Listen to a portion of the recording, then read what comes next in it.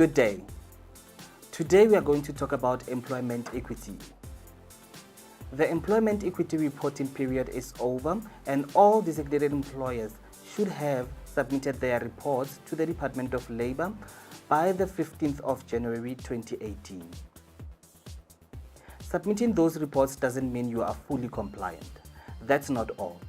There's still additional work that needs to be done to ensure compliance with the Act and to avoid fines from the Department of Labor.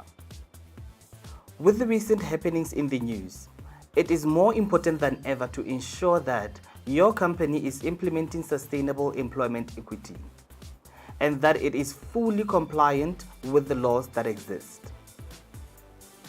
The EE submissions to the Department of Labor are only part of being compliant with the provisions of the Employment Equity Act.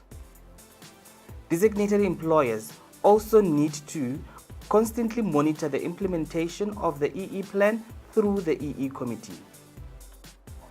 The EE committee has to be constituted correctly and be representative of all races, gender, and occupational levels.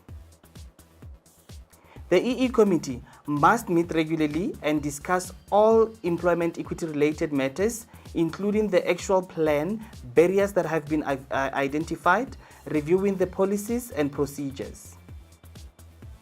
The committee must ensure meaningful discussion and keep attendance registers and minutes of the meetings.